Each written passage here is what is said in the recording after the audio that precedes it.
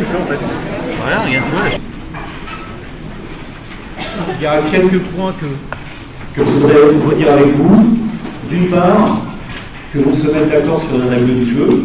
Le cours dure 2 heures. Je fais une pause de 14h55 à 15h05. D'accord? Donc je fais une pause de 10 minutes au milieu du cours. On s'arrêtera à 14h55, excusez-moi. Mais la contrepartie de ça, c'est que d'une part, je n'accepte pas les retards. Aujourd'hui, s'il y a des moments en retard, on ne les traitera pas, parce qu'ils sont pas encore au cours de la règle du jeu. Je n'accepte pas les retards à 14h, je n'accepte pas les retards à 15h, et je n'accepte pas non plus les gens qui partent à 15h55 parce qu'ils ont un télé ensuite, etc. Enfin, quand le cours est fini, on s'en va, mais on ne s'en va pas avant la fin du cours. Donc effectivement, mettons-nous d'accord sur cette règle. Il y a une pause, mais par contre, il n'y a pas d'entrée et de sortie qui se font avant et pendant, etc. Donc faites attention à ça. Deuxième élément, alors, je pense que Patricia, la semaine dernière, vous a présenté le LT. Ok, elle vous a aussi présenté le planning. Elle vous a présenté le planning. Sur le planning, c'est clair pour tout le monde. Bon, ok, vous avez tous les éléments qui sont sur le LT. En ce qui vous concerne, donc moi je suis Jérôme Lachant, vous êtes à la division 3, on est d'accord? Ok.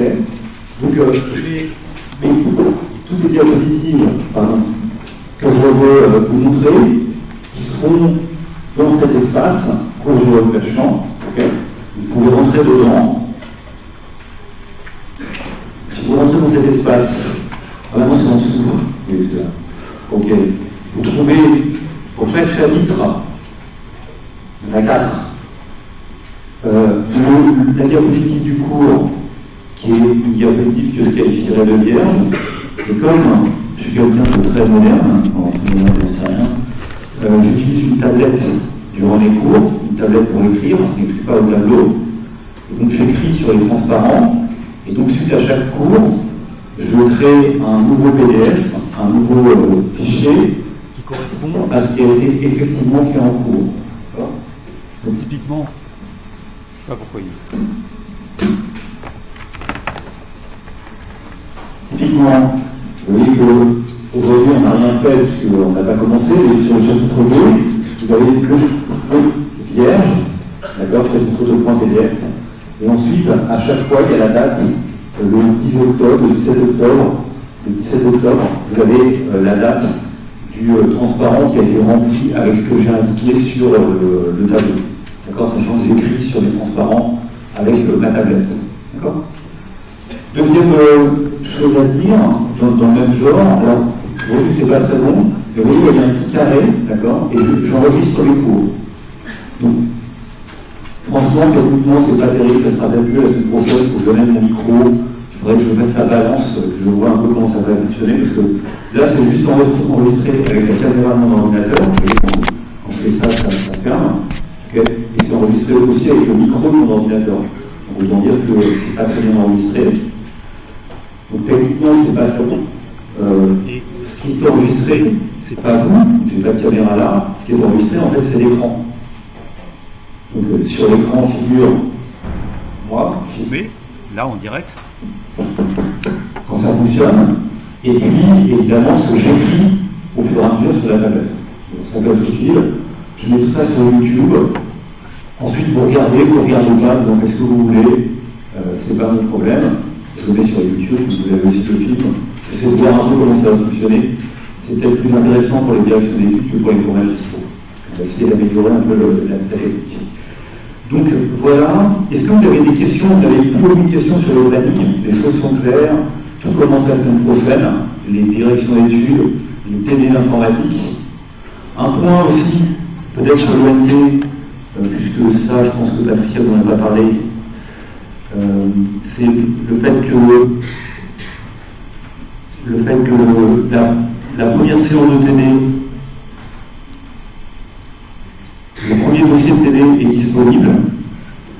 Alors, il est disponible sur le serveur ici, d'accord, dossier de TD numéro 1, travaux dirigés. Ok. Vous pouvez le trouver. Dans ce dossier TD numéro 1, vous avez une partie qui sera traitée en direction d'études, donc la semaine prochaine. Quel jour vous avez direction d'études en général, vous savez? Le mercredi. Ah, le mercredi, ce sera de temps en temps avec moi, je crois. Pas tout le temps. Vous voyez Patricia Vanetti, vous le retrouverez dans un duo d'enfer. Donc, vous avez le dossier de TD, et dans ce dossier de TD, vous avez à la fois la partie à traiter pour la direction d'études, je dirais la partie théorique, si on peut appeler ça théorique, et vous avez en même temps le dossier informatique que vous devez préparer pour la séance informatique. Et vous savez que les séances informatiques se font par groupement, je crois, de, je sais plus, de 2 ou 3, pas dans la tête tous les détails du planning. Et donc, dès la semaine prochaine, normalement, certains d'entre vous ont déjà les séances informatiques. Donc, vous pouvez venir à cette séance informatique, je pense, muni du sujet et éventuellement muni du fichier Excel qui est associé. Lorsque vous venez à la séance informatique, prenez une clé USB. Prenez une clé USB pour que vous puissiez travailler. Voilà. Je pense que pour le reste, c'est bon. Ouais. Alors, Patricia m'a dit.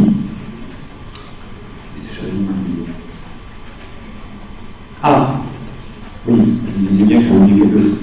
J'ai été chargé par l'équipe pédagogique de faire la reproduction des sujets, la reprographie des sujets.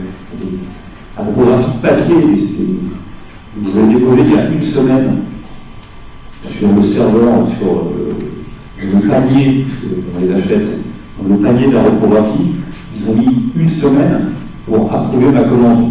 Donc ce matin, j'ai reçu l'approbation de ma commande.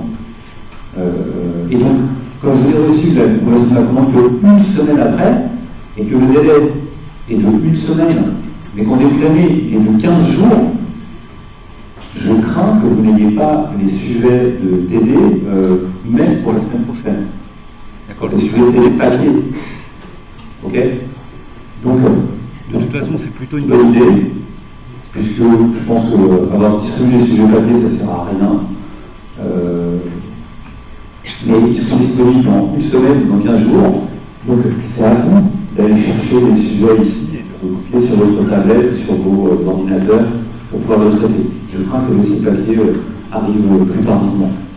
Ok, donc ça c'est un problème, ça ne devrait pas travailler, même si les délais sont trop longs. C'est le micro qui fonctionne pas. Ok. Donc on va passer au conduit du cours lui-même. C'est dur, hein. Non, mais j'ai vu que j'ai bien vu que vous n'entendiez pas, que ça marche une fois sur deux, je m'en rends compte aussi. Mais je ne suis pas technicien audio, je ne sais pas pourquoi. On m'a dit que la semaine dernière, rien ne marchait. Donc c'est déjà un petit peu mieux. Alors, précisément, il faut quand même que je retrouve mon truc. Ah, c'était ça le cours. Mais c'est pas ça que je vais vous faire. Parce que ça fait disparaître mon. Je sais pas pourquoi. Ah, c'est là. Voilà. Donc ça, c'est mon tableau virtuel en fait. D'accord? C'est là-dessus que j'écris. Ok? Donc, durant les cours. Ok, je peux écrire comme ça. Donc c'est pratique. Et évidemment, je peux coller comme ça. Donc j'essaye de m'en servir. Durant les cours également, j'essaye de faire de l'Excel. On passera d'un écran à un autre, on verra comment ça va se passer. Patricia m'a dit qu'elle n'avait pas tellement avancé avec vous. Je ne sais pas si c'est vrai. Elle m'a dit qu'elle avait à peine commencé le premier chapitre. C'est vrai?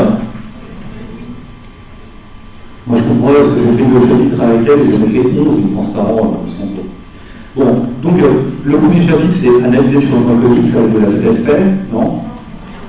Ah bon, elle vous a fait que l'introduction la semaine dernière. D'accord.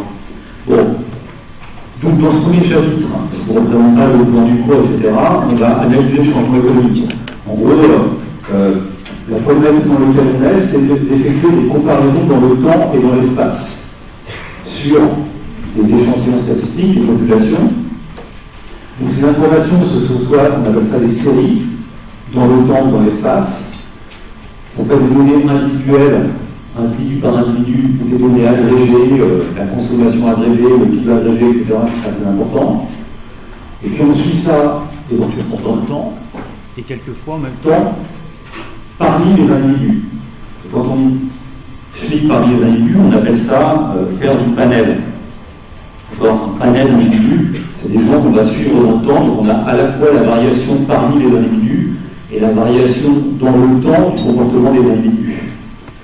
Donc notre idée, c'est d'effectuer des comparaisons dans le temps et l'espace, et donc dans ce chapitre, qui, je vous l'avoue, ressemble beaucoup à des révisions, on va avoir des notions telles que coefficient multiplicateur, taux de variation, indice, etc. etc. Donc c'est des choses que vous avez déjà rencontrées en terminale ou même au collège. Donc voilà ce qu'on va faire aujourd'hui. Quand je mets en gras, c'est que c'est des mots que je considère comme importants. D'accord, qu'on pourrait peut-être définir dans un lexique à la fin. C'est pas ce que je fais dans mon cours, mais c'est pour ça que j'en mets en gras. Bon, un exemple de ça, c'est juste, voilà, on va commencer par les grandeurs relatives et les pourcentages. Donc ça va pas trop difficile au départ. On nous présente des données, et ici les données qu'on nous présente, c'est l'enquête Génération 98. C'est quoi cette enquête Génération 98? C'est vous prenez tous les gens qui sont sortis du système scolaire en 1998, et vous regardez ceux qui sont devenus 3 ans plus tard, en termes de statut sur le marché du travail. Donc on suit une cohorte. La cohorte, c'est les gens qui sortent du système scolaire en 1998, et on regarde ensuite ce qu'ils sont devenus en 2001, 3 ans après. C'est une manière de présenter une information. Tous les tableaux que j'indique ici sont contenus dans le fichier Excel, qui est aussi sur le pays. Vous pouvez vous-même récupérer les données. Donc vous remarquerez que depuis 1998, on aurait pu rafraîchir les données. Je vais laisser ça de côté. C'est pas, la question n'est pas là, c'est pas le niveau forcément. Dans un tableau de ce type-là, qu'est-ce qu'on voit? C'est simplement, on peut d'abord voir ça comme une forme de matrice, en fait, mathématiquement. En colonne, ou plutôt sur les lignes, vous lisez la situation de l'individu en 1998. C'est pas sa situation, c'est l'endroit, ce qu'il était quand il est sorti du système scolaire. Donc soit il est sorti à un niveau inférieur au bac, au niveau du bac, ou aux études supérieures. Donc en ligne, vous avez son passé, vous avez sa situation, on pourra presque le faire comme ça, s'il faut de temps en temps utiliser mon crayon pour qu'on puisse... Et des fois j'écris mal, hein, je vous dis tout de suite. Hein. D'accord, ça c'est pas ce qui se passe à T+3, et donc j'ai toujours des petites erreurs. Ça c'est sa situation en T, ok. Et là ici, vous avez la situation en colonne, vous regardez ce qui est évolue en T+3, d'accord. Donc évidemment, ce qui indique le tableau, c'est que sont-ils devenus, d'accord. Donc si vous regardez le tableau en sens inverse, vous pouvez éventuellement comprendre ce qu'ils étaient par catégorie 3 ans auparavant, à quel niveau ils sont sortis 3 ans auparavant du système scolaire. Donc c'est le fonctionnement. Donc ce que vous constatez, c'est qu'en ligne, vous voyez qu'il y a une population totale. La population totale de la cohorte, c'est 741 000 personnes qui sont sorties du système. Et vous voyez comment, en ligne, vous pouvez voir leur situation en T+3, donc en 2001, avec 3 statuts sur le marché du travail, en dehors du marché du travail, emploi, chômage ou autre. Dans les autres, il y a aussi les reprises d'études. D'accord. Donc c'est ce que vous lisez en ligne. C'est ce que vous lisez en colonne. Enfin, d'accord, ce que vous lisez en colonne. Et donc, évidemment, en sommant sur chacune des sous-catégories 3 ans auparavant, vous obtenez des effectifs totaux dans chacune des catégories sur le marché du travail. Si vous revenez cette fois en ligne, vous pouvez regarder à quel niveau ils sont sortis, cette cohorte sortante en 98. Et donc, vous lisez également la répartition des 741 545 dans les 3 situations à l'adapter. Donc, c'est ce qu'on appelle un tableau d'entrée, un suivi de cohorte, on pourrait presque même dire une matrice de transition, dans le sens où ça nous montre ce que les gens deviennent lorsqu'ils passent de T à T+3. Donc, on peut suivre les gens de la même manière. Vous constatez que ce qui est en gras, les totaux, ce sont simplement soit les sommations en colonne, d'accord, ici, soit les sommations en ligne, ici, d'accord. Et puis, évidemment, si vous faites la somme totale, plus, vous obtenez ça, et de la même manière, si vous faites la somme de ça, vous obtenez ça. Il y a certaines géométries, certaines cohérentes, tout ça.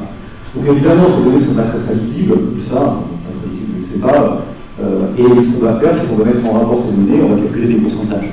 Donc c'est ça qu'on va faire. Donc, pourquoi on fait ça? Alors, Pourquoi on fait ça? Parce qu'on cherche à supprimer un effet de taille. Vous voyez qu'effectivement, il y a peu de gens qui sont au chômage, hein, ça représente à peine 10% ou un peu plus de 10% des gens. Okay, ce qu'on voudrait, c'est supprimer l'effet de taille et raisonner en base 100, ou raisonner en pourcentage. Pourquoi? Parce que finalement, on voudrait presque dire, donner des pourcentages. Si vous êtes sorti du système scolaire en 98 à tel et tel niveau inférieur au bac, vous avez on a presque envie de dire, certaines chances de vous retrouver en emploi, en chômage, en autre. Et donc, ce que vous avez besoin de connaître, ce sont les proportions pour regarder un peu ce que les gens deviennent relativement. Et c'est pour ça qu'on fait des pourcentages. Donc, exactement ce qu'on fait, on peut raisonner par colonne et par ligne. Commençons par raisonner par colonne. Par colonne, on va regarder, selon la situation plus 3, on va avoir un regard rétrospectif, c'est comme ça qu'on va dire, on va regarder vers le passé. On va regarder les gens qui sont un peu plus 3 en emploi, on va regarder comment ils étaient 3 ans avant, à quel niveau ils sont sortis du système 3 ans avant. Donc ça, c'est la vision rétrospective. On va raisonner par colonne, c'est-à-dire par situation professionnelle. Donc évidemment, ce qu'on va faire, c'est qu'on va calculer des pourcentages. Typiquement, par exemple, on a 611 000 personnes qui sont dans cette situation-là, 611 164 personnes qui sont dans cette situation-là, et évidemment, en reportant 201 810 à ces 611 164, on calcule une proportion qui n'est rien d'autre qu'un pourcentage, et ici qui est égal à 33%. Donc, on est d'accord que ce qu'on a fait ici, c'est simplement ramener la population totale des gens qui sont en situation d'emploi à 100, d'accord? Et ce qu'on a calculé, c'est juste sur 100 personnes en situation d'emploi, combien étaient à un niveau inférieur à bac, combien sont sortis à un niveau inférieur au bac 3 ans auparavant. Je ne sais pas si derrière ça, il y a beaucoup de génie. Faites attention au fait que lorsque je mets ici %, et d'ailleurs ce sera le cas sur Excel, lorsque je mets ici %, évidemment le pourcentage est un nombre sans unité, il se rapporte à 100, bien sûr, et quand on écrit %, 33%, c'est 0,33, on est d'accord, ok? C'est 0,33. Donc je ne vais pas à chaque fois multiplier par 100. Dès lors que j'indique que c'est en pourcent, c'est comme si je l'avais multiplié par 100. Soit je dis la réponse c'est 0,33, évidemment pas 0,33%, ou 33%. Et c'est exactement ce que fait Excel comme type de calcul.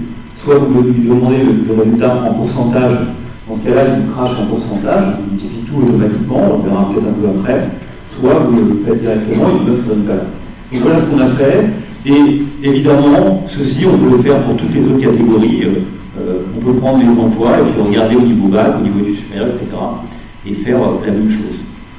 Donc 19,3%, typiquement qui est ici, okay, c'est ce qu'on a fait là. Donc, on a fait ce même calcul par colonne en prenant les gens d'emploi et en regardant où ils étaient 3 ans auparavant, et alors qu'ils sont sortis du système scolaire. Évidemment, le total somme à 100, ce qui est totalement logique, puisque c'est bien ce qu'on a voulu faire, on est d'accord. Là, sur la dernière ligne, on rapporte la population totale à elle-même, donc ça vaut 100.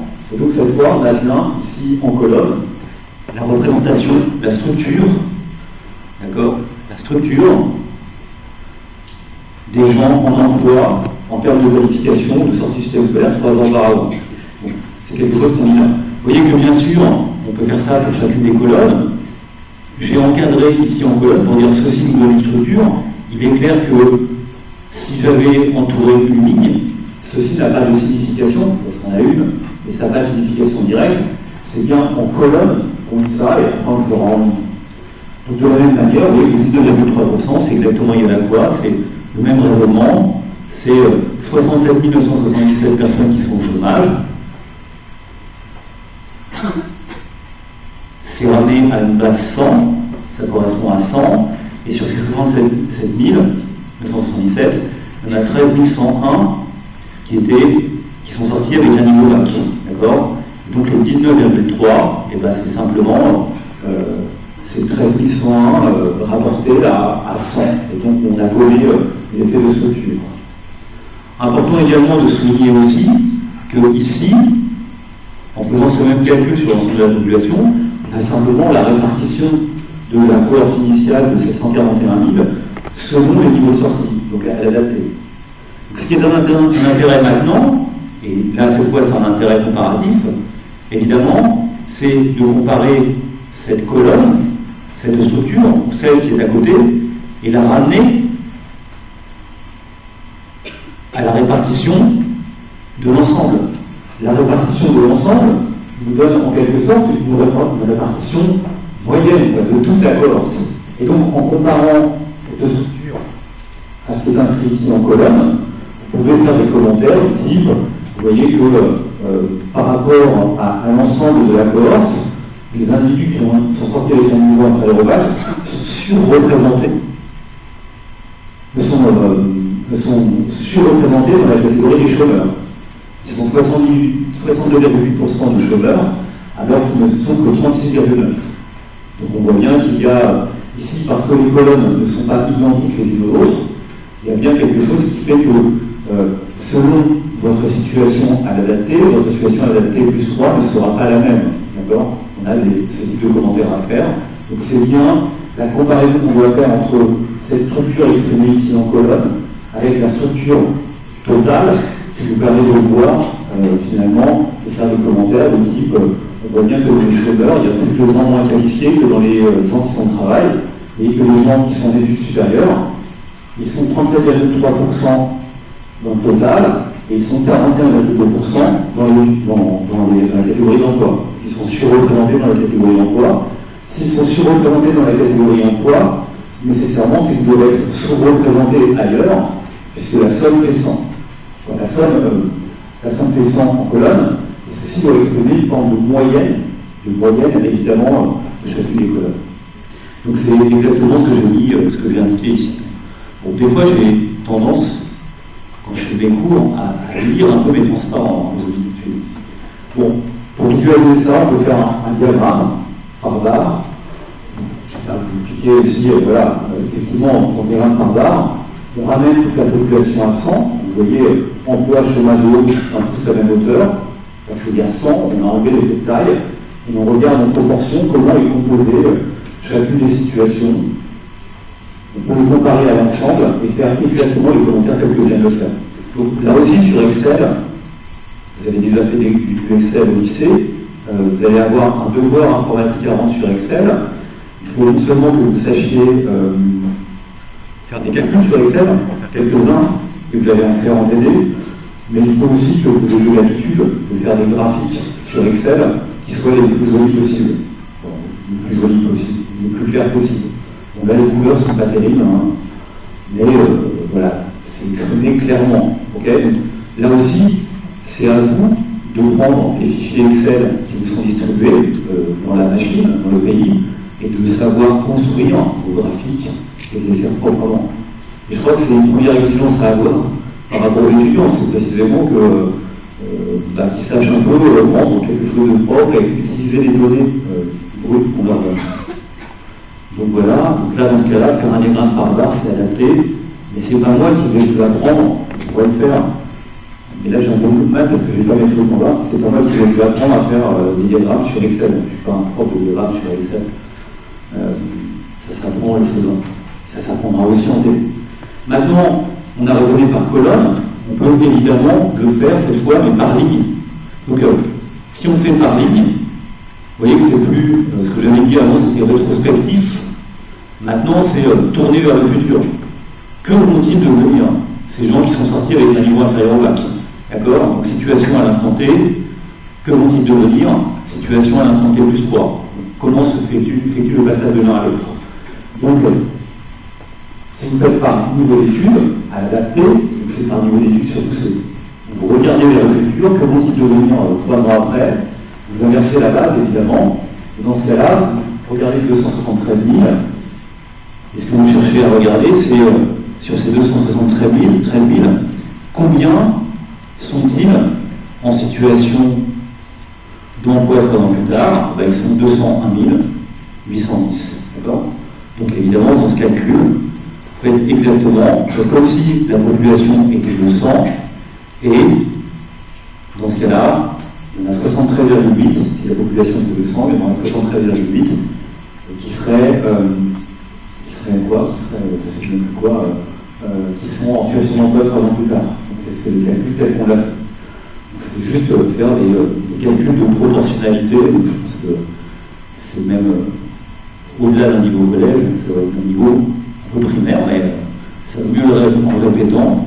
Et donc, exactement de la même manière, toujours pour la même population totale, parce que visiblement, il y en a peut-être qui sont morts dans la population, mais la mort doit être dans les autres. D'accord ? Il n'y a pas de nouveaux qui sont apparus, qui sont peut-être sortis, ça doit être dans les autres, parce qu'on a autant d'individus hantés qu'on était plus trois.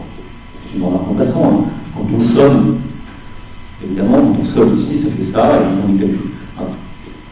Je ne vais pas vous faire refaire le raisonnement. Donc là aussi, on peut faire un diagramme par barre. On peut faire ce même calcul, on y reviendra un petit peu sur le fichier Excel après. On peut faire ce même calcul partout. Et puis on peut faire un diagramme par barre pour expliquer la situation. Et cette fois, on inverse les choses, même si on exprime un peu la même chose. Vous voyez, on regarde leur situation hantée. Ça, c'est la situation hantée. Et finalement, ça, c'est... On a inversé puisqu'on a transformé les lignes en colonnes. Ça, c'est la situation hantée. Et on regarde comment ils se répartissent ensuite en T plus 3.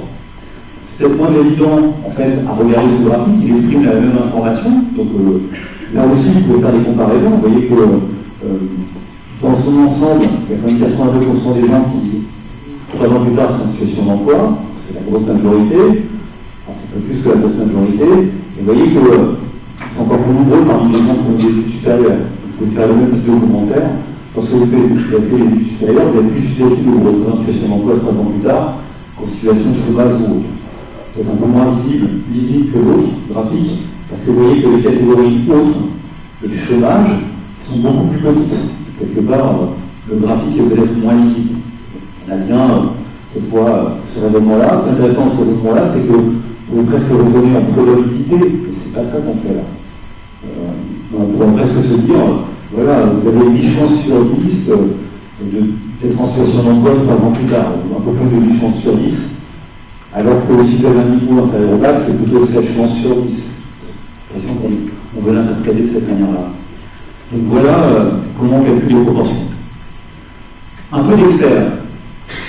Alors, je pourrais aller chercher le Excel, mais comme je n'ai pas la barre en bas, je suis un peu embêté, je reviendrai à la pause si je peux faire mieux. Évidemment, l'intérêt d'Excel, Excel c'est donc un tableur. Un tableur, c'est quelque chose qui nous présente l'information en termes de cellules. Vous voyez que les colonnes sont numérotées par des lettres, A, B, C, D, E, etc. Et les lignes sont numérotées par des chiffres ici, par numéro 3, 4, 5, 6, etc. Donc chacune des cellules a une coordonnée. Ici, là où j'écris, c'est la cellule E, d'accord? Donc colonne d'abord, ok, c'est colonne d'abord, E4. D'abord, celle-ci, c'est la E4. Et donc, l'information est présentée de cette manière-là. L'intérêt d'une feuille Excel, c'est bien sûr de pouvoir faire des calculs, non seulement de présenter à peu près proprement les tableaux, mais aussi de pouvoir faire des calculs à l'aide de ces tableaux. Donc, pour cela, il faut faire ce qu'on appelle des formules dans Excel. Donc, le premier exercice qu'on a fait, me semble-t-il, c'était un exercice où on essayait de regarder, de raisonner en termes de colonnes, et de calculer la répartition finalement des gens en situation d'emploi par rapport à ce qu'ils étaient 3 ans auparavant. C'est ça qu'on a fait. Okay. Donc dans cet exemple-là, vous voyez que le premier tableau est en tout point identique au premier, au second, sauf que dans ce second tableau, ce qu'on fait, c'est qu'on raisonne en pourcentage. Donc on fait le calcul tel que je l'ai effectué précédemment. Comment on fait sur Excel? On rentre une formule. La zone ici noire correspond à l'endroit où je suis positionné. Je préférerais qu'on y soit directement plutôt que quelque chose de figé. C'est la cellule dans laquelle on est, c'est la cellule B15, B16, d'accord? Et cette cellule B16, je l'appelle B16 ici, elle a un contenu en termes de formule qui est indiqué ici. C'est quoi la cellule B16? Évidemment, c'est 201 810, c'est-à-dire la cellule B7, ok, divisé par la cellule B10. On est d'accord? Et puis, comme il y a une erreur, c'est pas une erreur, mais comme le tableau n'a pas été mis en format %, ce qui est un petit détail, Pour obtenir quelque chose qui soit en pourcentage ici, c'est indiqué en pourcent, on l'a multiplié par 100. Donc vous voyez que la formule qu'on a rentrée là-haut, c'est égal, dans ce truc, on a tapé une formule, égale 100 fois B7 divisé par B10. Donc, ce que vous observez également, c'est qu'il y a un symbole dollar ici, qui est là.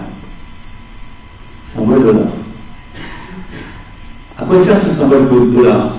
À quoi il sert le symbole dollar?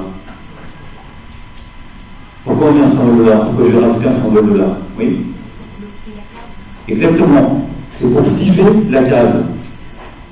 Si j'avais mis B7 divisé par B10 multiplié par 100, pas de problème. Il m'aurait marqué 33 ici. Mais l'intérêt d'un fichier Excel, c'est précisément que je ne recopie pas à chaque fois la formule, que je ne réécris pas à chaque fois la formule. Ce que je veux, c'est que la formule soit recopiable. C'est-à-dire que je puisse prendre cette formule et la recopier dans toutes les autres cases et faire apparaître le calcul en une seule fois. D'accord? Sinon, je serais sur la calculatrice, ce ne serait pas plus intelligent.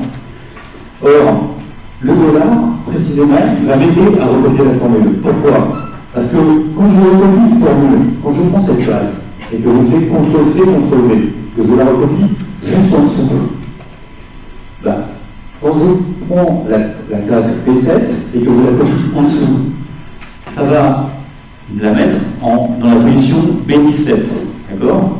Et automatiquement, Excel, quand il recopie la formule, il constate que c'est la même colonne, d'accord, mais que la ligne a augmenté de 1.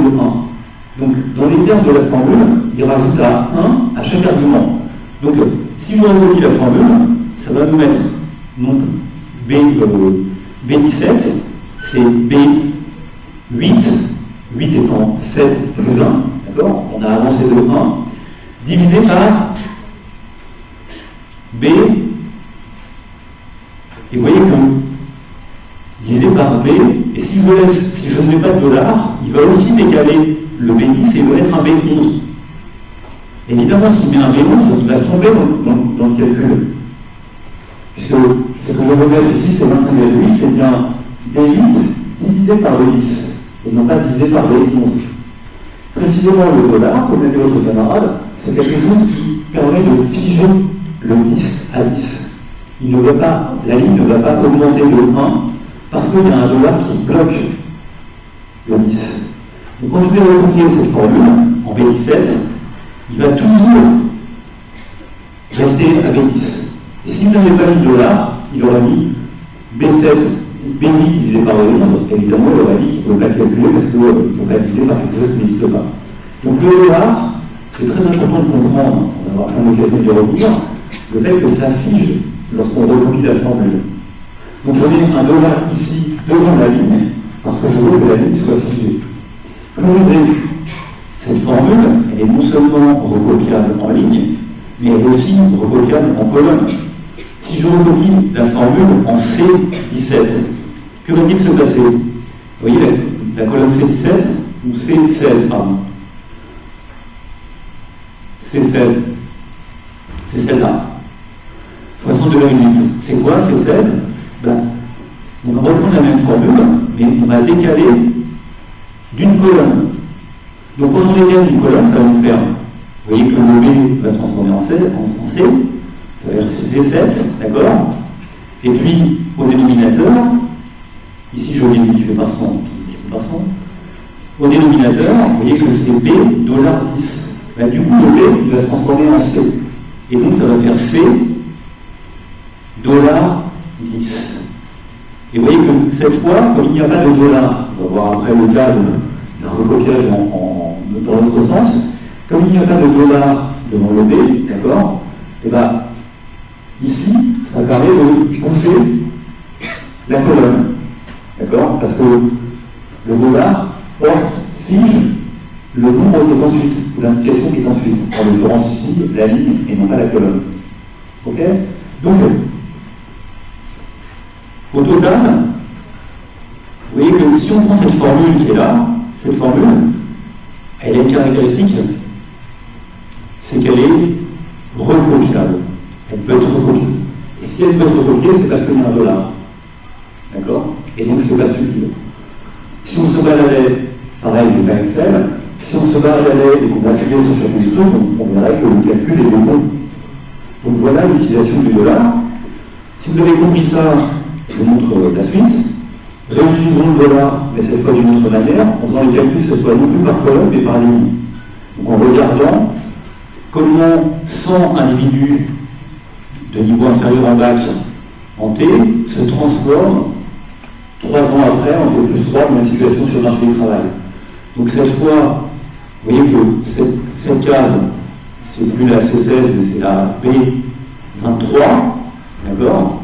On est d'accord que la B23 qui est là, celle-là, c'est simplement 201 810, donc c'est B7, divisé par quoi? Divisé par le total, donc 273 536, et ce total c'est E7, d'accord? Multiplié par 100. Donc B23, c'est B7 divisé par E7 multiplié par 100. Cette fois, quand je vais faire ce calcul, je veux aussi une formule recopiable. Mais cette fois, comme je ne raisonne non plus par ligne mais par colonne, ce que je veux, c'est que quand je recopie ceci à côté, par exemple là, en B, en C23. C23, c'est quoi? C'est C7, très bien, divisé par quoi? Ben, je veux que ce soit aussi divisé par E7.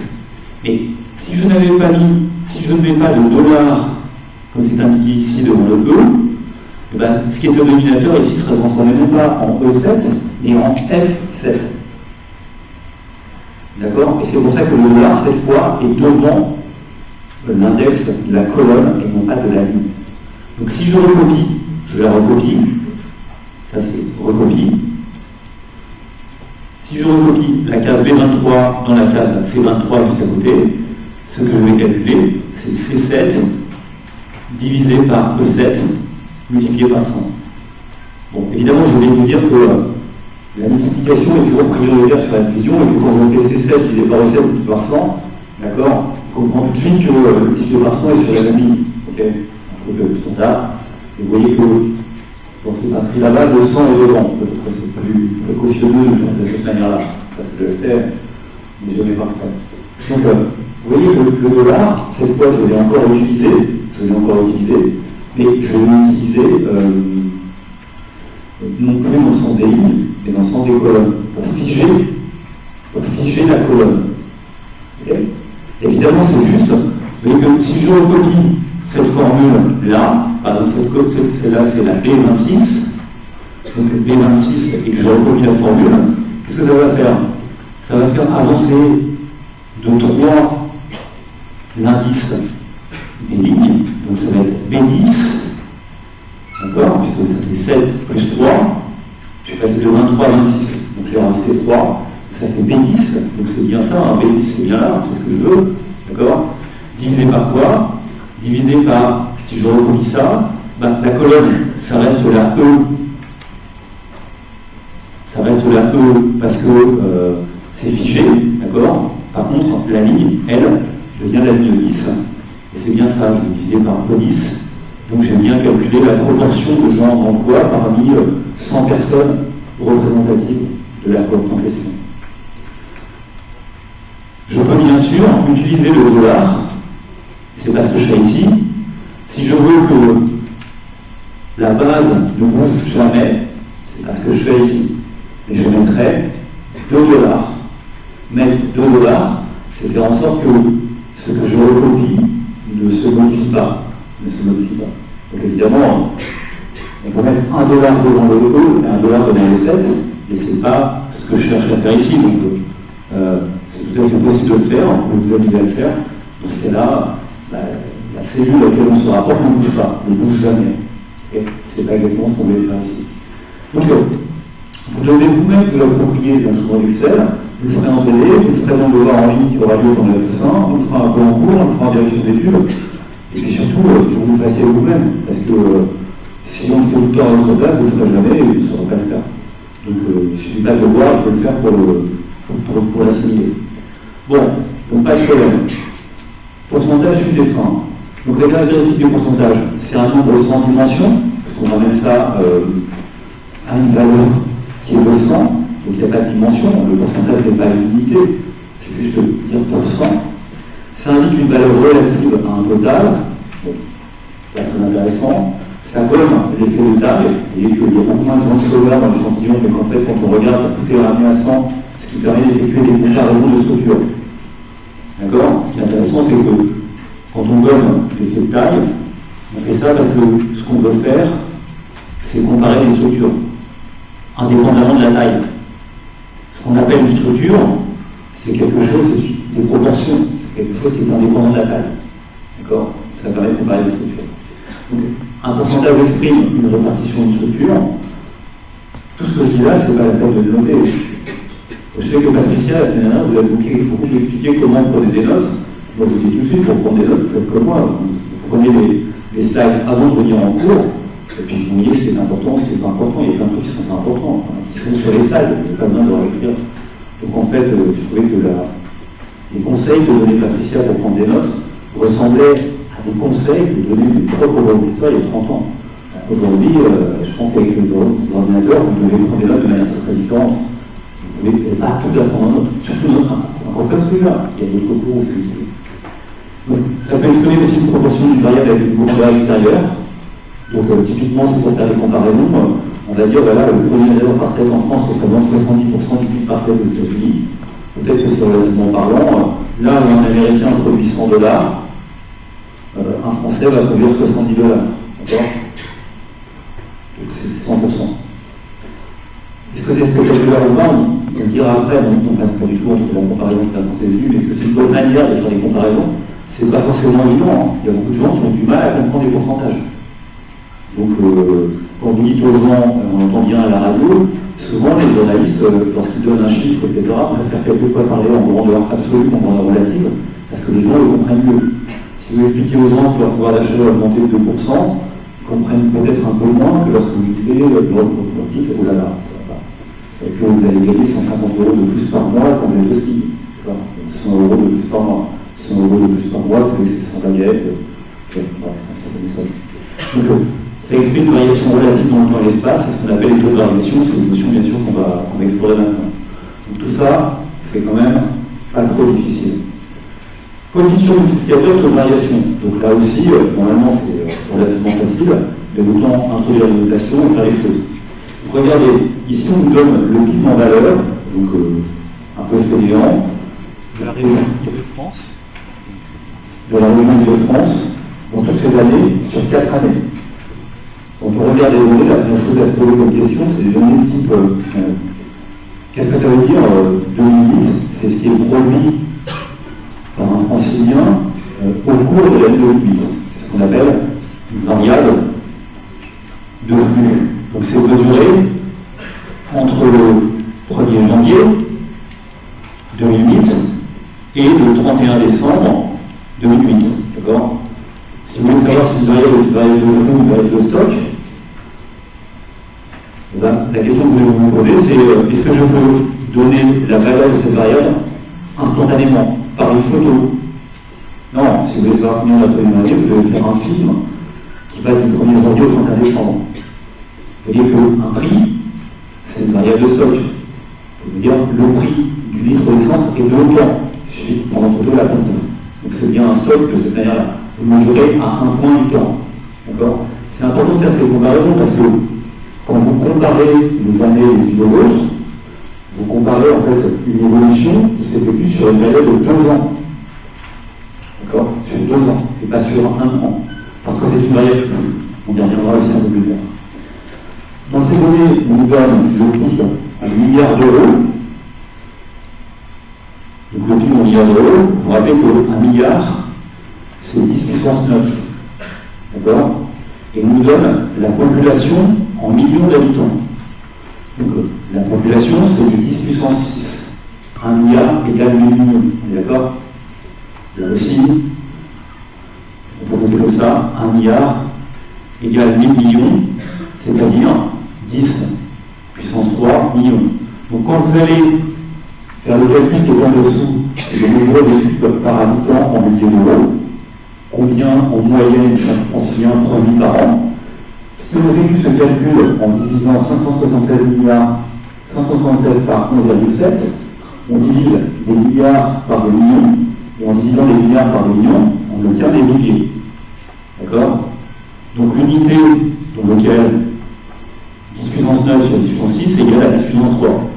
C'est-à-dire c'est égal à 1000. Ok? Donc l'unité dans laquelle, ici, on mesure le PIB par habitant, ce sont bien des milliers d'euros. Dès lors qu'on a fait la division de 576 par 11.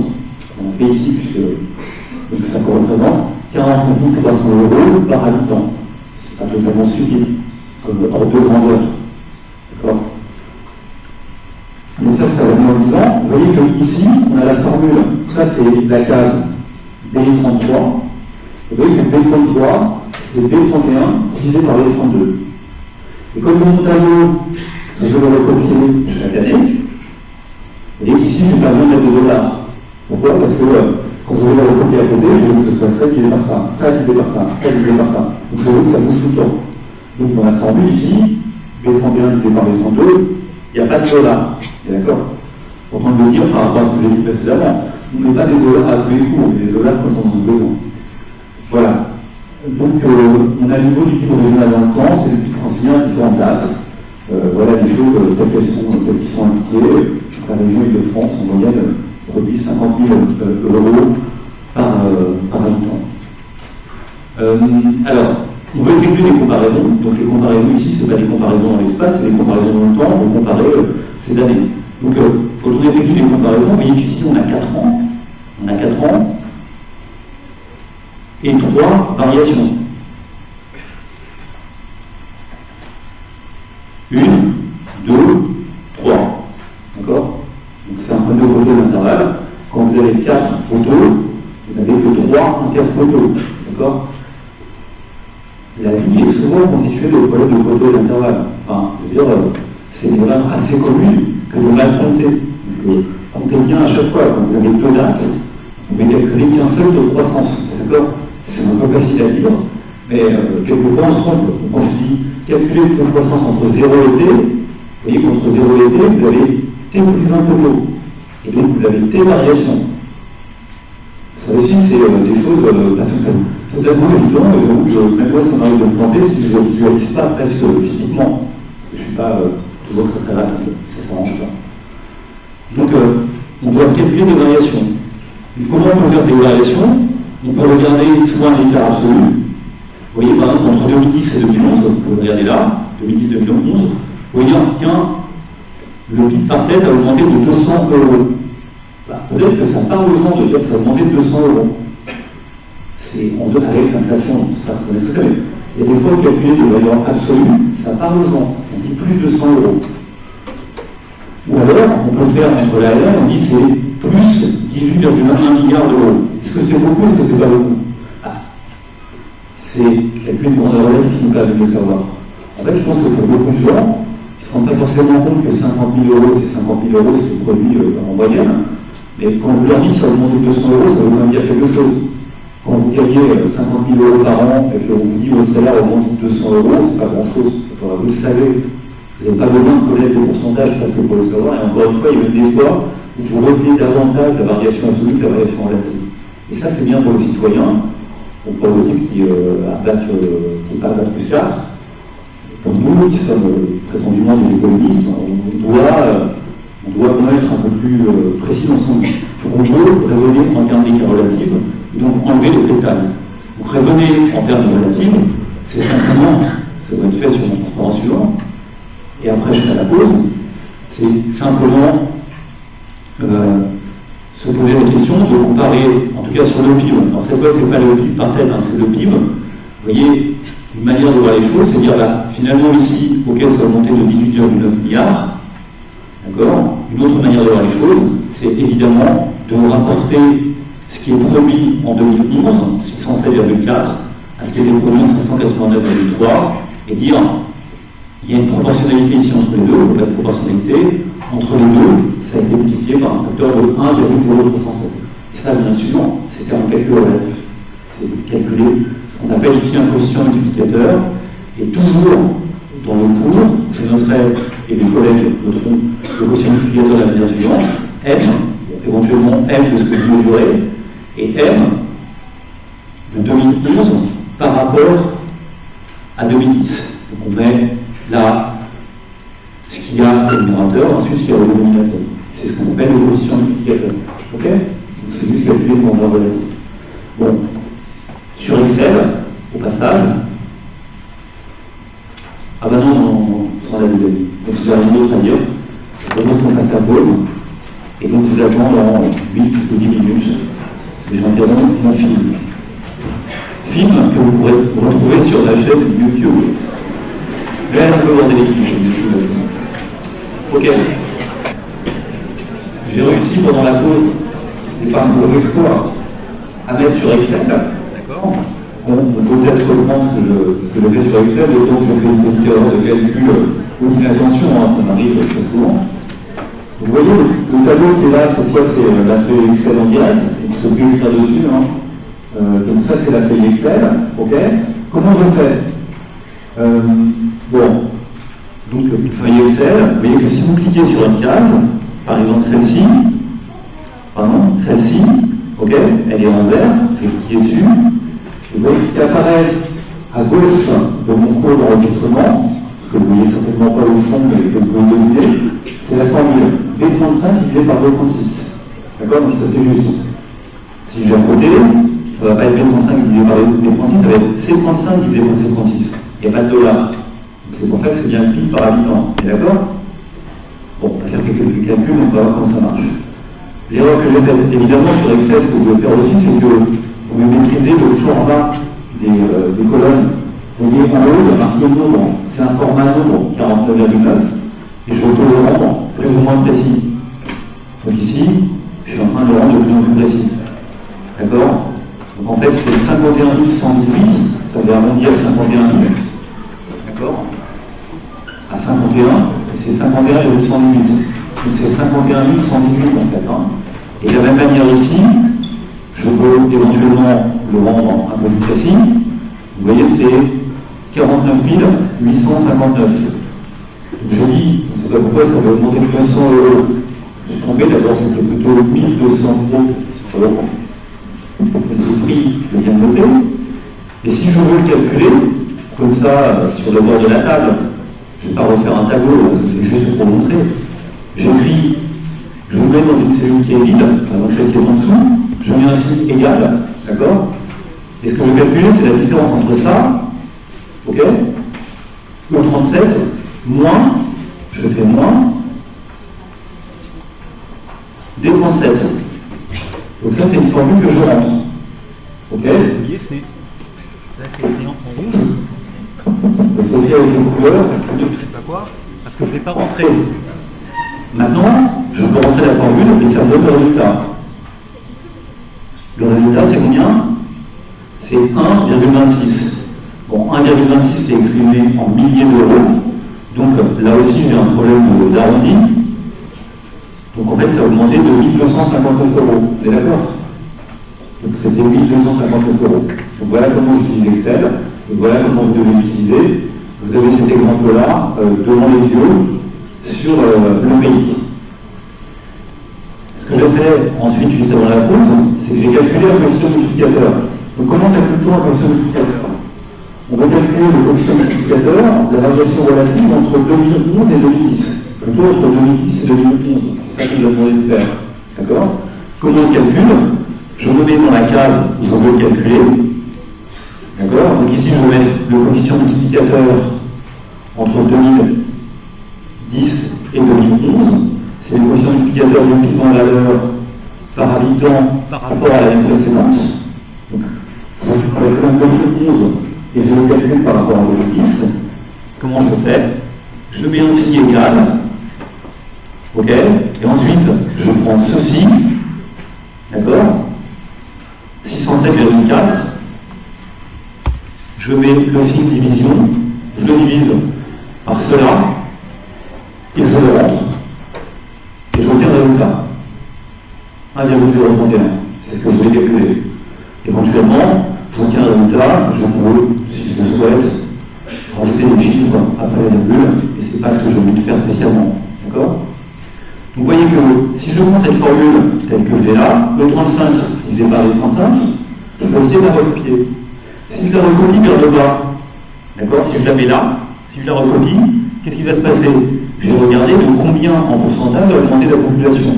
La population, elle a augmenté visiblement autour de 100 000 habitants. Alors là aussi, on pourra regarder dans le détail et donner plus de chiffres après la virgule. Ça, c'est vous qui les choisissez.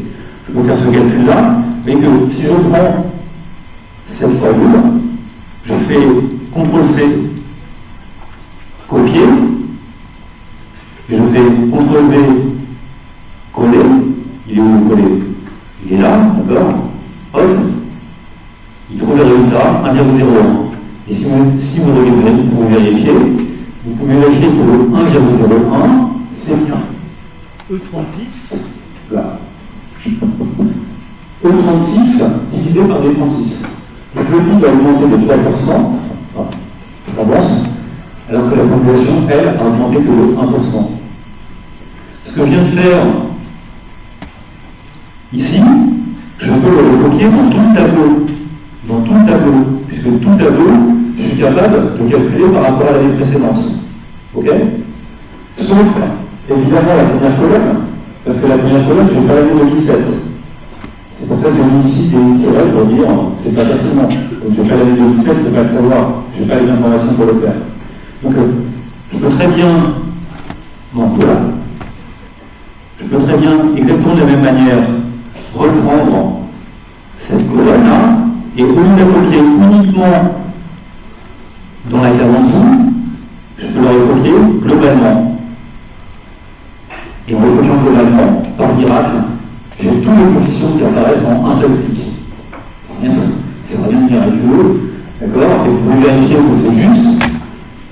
Si vous ne voyez pas Excel, vous voyez que là, je valide $, parce que je recopie la ligne précédente et la colonne. Donc je n'ai pas besoin de figer quoi que ce soit. C'est pour ça que je valide $, dans ce cas-là. On verra après si on peut mettre des $. Et comme là, je le calcule par appliquant l'année précédente, voilà. L'année précédente, à chaque fois, je rapporte ce qui, dans le tableau au-dessus, était la colonne par rapport à la colonne d'avant, la colonne par rapport à la colonne d'avant, d'accord? Et donc quand je le fais, évidemment, je me suis pas trompé, pour vérifier par exemple que cette case-là, c'est bien C36 divisé par B36, c'est donc bien 11,8 divisé par 11,7, exactement ce qu'on voulait faire, d'accord? Donc, j'ai compliqué de cette manière-là. Coefficient multiplicateur, évidemment, de la même manière. Hop.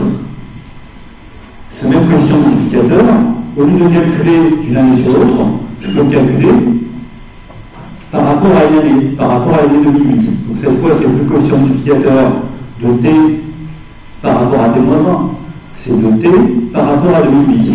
Ok? Donc comment je fais pour le calculer? On verra après, on passera. J'introduis une formule. La formule, c'est quoi? Regardez, il faut que je regarde là, ok? Je vais calculer le coefficient multiplicateur entre l'année et 2008. Donc comment je fais ce calcul?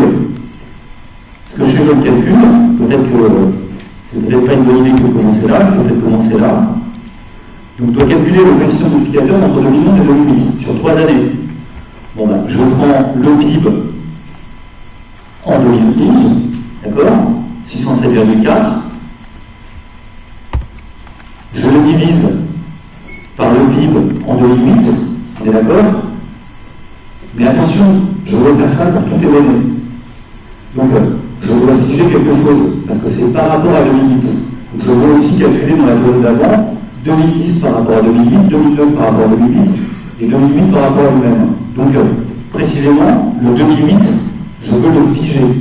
Donc, si je veux le figer, d'accord, devant le B, je mets $. Si je mets $, je rentre la formule, boum, il me le calcule. Il a calculé. Mais ce qui est intéressant, c'est que cette formule-là, je peux la recopier. Si je la recopie, d'accord, le B qui est ici, le $, va faire que le B, quand je la recopie, le B ne va pas bouger. Donc cette fois, je dois utiliser $, parce que je cherche le coefficient multiplicateur par rapport rapport à l'année limite, et pas par rapport à l'année précédente. D'accord? C'est pour ça que je dis voilà. Si je le fais, je peux faire pareil. Je fais copier. Ok? Je remplis tout le tableau. Je fais clic droit, coller. Ok? Et je vais résultat. Évidemment, pour l'année de limite, le coefficient est de 1 parce qu'on compare le limite par rapport à lui-même. C'est rassurant. D'accord? C'est pour ça que la première colonne, c'est que les 1. Précédemment, je ne peux pas le calculer parce que c'est par rapport à l'année précédente, je n'avais pas l'année précédente. Donc si je peux calculer, et donc j'ai l'évolution cette fois par rapport à la limite en utilisant le dollar. D'accord? Bon, je crois que en fait, ce qu'on a fait dans ce chapitre, des fois, ça ne dépasse pas tellement ce niveau. Donc il faut que vous arriviez à le faire, et la meilleure manière d'arriver à le faire, c'est de le refaire chez vous. Enfin, c'est de prendre le fichier. Vous pouvez utiliser Excel, vous pouvez aussi utiliser, comment on appelle ça, OpenOffice. Vous pouvez aussi utiliser Google Sheet. Vous savez, sur Google, il y a des programmes maintenant qui accompagnent, qui sont gratuits si vous avez un compte Gmail. Enfin, moi, je ne vends pas Google, hein. Enfin, j'ai un compte Google. Mais vous avez ce type de truc, c'est exactement le même principe. Hein, c'est la même chose, c'est avec le dollar. C'est le même puisque tout le monde s'est aligné en fait sur le format Google. Après, vous pouvez avoir le format Excel. Vous pouvez avoir des différences, mais ça reste toujours un peu la même chose. Donc voilà ce qu'on a fait. On a fait un peu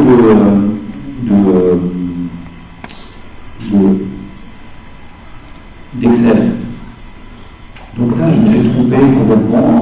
C'était pas plus 1200, c'était pas plus 200. Mais c'est ça l'avantage des transparents, c'est que le transparent comme ça, quand on fait des erreurs, on peut les modifier après coup. Et c'est pratique. Ok. Donc c'est ce qu'on a fait là, ça c'est le quotient multiplicateur qu'on a fait, d'accord? Alors, exprimé en pourcentage. Maintenant, on a vu la notion de multiplicateur. Maintenant, évidemment, exprimer en pourcentage, c'est simplement raisonner non plus en termes de multiplicateur, mais de multiplicateur moins 1. C'est multiplié par 1,0307. C'était ça, 1,0307. Donc ça veut dire que si c'était à 100, ça va passer à 103,7. Donc c'est ça le pourcentage. Le pourcentage, c'est juste prendre 607,4, le diviser par 589,3, lui enlever 1, d'accord? Et vous obtenez 0,0307, c'est-à-dire 3,07%. D'accord? Ça, on va le noter dans le cours. Je ne sais pas si on note V ou nu, V comme variation, d'accord?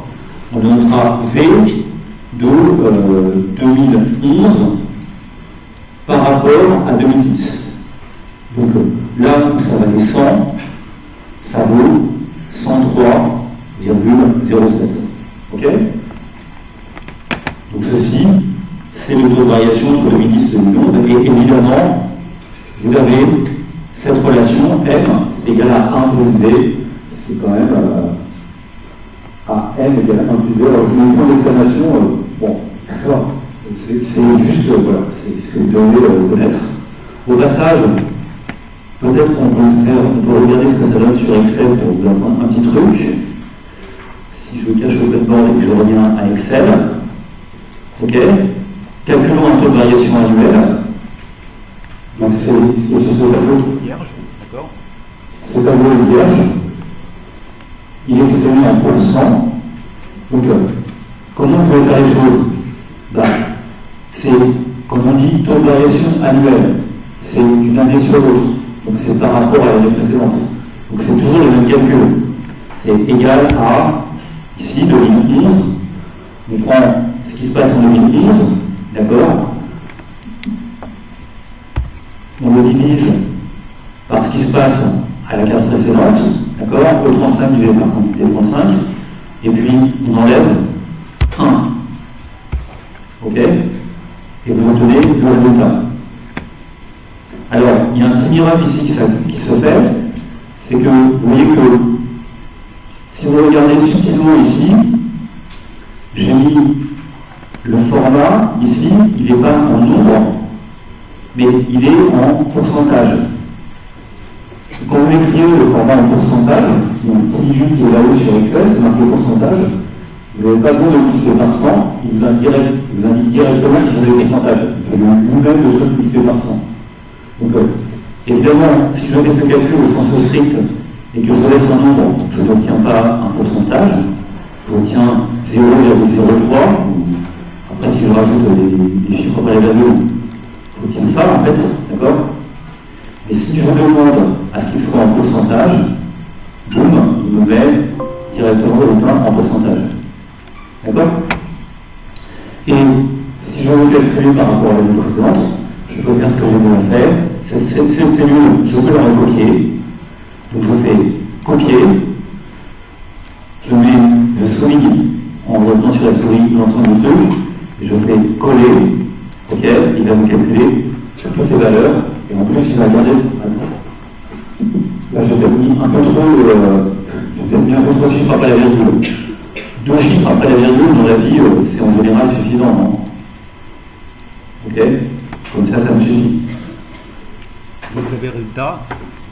Et il fait des arrondis lui-même. Il est capable quand même de faire des choses, ce Excel. Et on a bien, à chaque fois, vous vérifiez, on a bien le bon calcul, c'est 36 moins 20. Donc ça, c'est pour calculer un pourcentage. Je peux revenir à un truc, c'est ce qu'on vient de faire ici, d'accord, et passer à la diapositive suivante. Donc, on est d'accord que ce qu'on a vu, c'est les notions de taux de variation de coefficient multiplicateur. Bon, moi j'adore faire des formules de mathématiques. En fait, pas du tout. Donc, on a une suite, dit comme ça en mathématiques. C'est M. Collier qui vous avez en mathématiques. Ok. Donc, M. Collier vous dirait vous avez une suite. Ici, vous avez 2 termes consécutifs de la suite. X1 et X0, indicés par 0 et 1. Le coefficient multiplicateur, c'est simplement le rapport entre les deux. D'accord? Donc c'est la notation que j'ai, n'oubliez pas, M1 sachant 0, valeur arrivée sur l'heure de départ. Ok?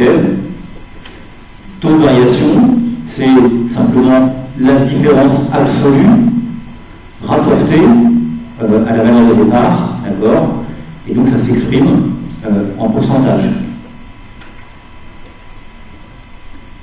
Ça s'exprime en pourcentage. Et la notation, c'est 0,1 par rapport à 0. D'accord? Vous allez ce là. Je ne sais pas pourquoi j'ai dit Excel gratuit, c'est openoffice.org, c'est parce que ça vous passer par la tête à ce moment-là quand je préparais mon cours.